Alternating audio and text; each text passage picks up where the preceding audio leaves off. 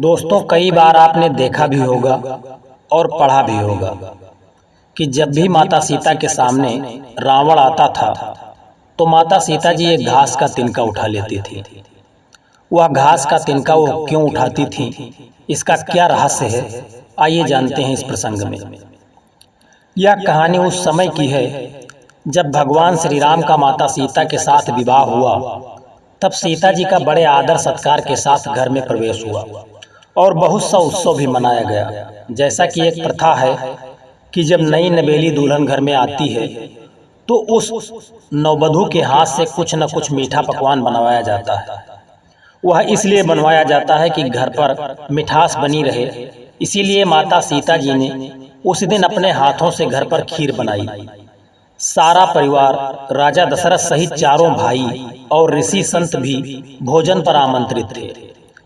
माता सीता ने सभी को खीर परोसना शुरू किया और भोजन शुरू ही होने वाला था कि जोर से एक हवा का झोंका आया। सभी ने अपनी अपनी पत्तल संभाली। सीता जी देख रही थी, ठीक उसी समय राजा दशरथ की खीर पर एक छोटा सा घास का तिनका गिर गया। माता सीता ने उस घास के तिनके को देख लिया, लेकिन अब खीर में वह हाथ कैसे डालती, यह सोचने का विषय था। माता सीता जी ने दूर से ही उस घास के तिनके को घूर करके देखा तो वह जलकर एक छोटा सा राख का टुकड़ा हो गया। सीता जी ने सोचा, अच्छा हुआ किसी ने नहीं देखा। लेकिन राजा दशरथ जी ने माता सीता का यह चमत्कार देख लिया था। फिर भी दशरथ जी चुप रहे। वे अपने कक्ष में चले गए और माता सीता जी को बुलवाया। फिर राजा दशरथ जी ने माता जी से कहा कि मैंने आज भोजन करते समय आपके चमत्कार को देख लिया था।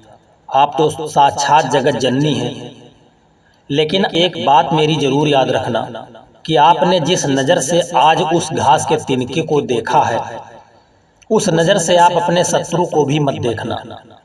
इसीलिए माता सीता जी के सामने जब भी रावण आता था तो वह उस घास के तिनके को उठाकर दशरथ जी की बात याद कर लेती थी। यही है उस घास के तिनके का रहस्य।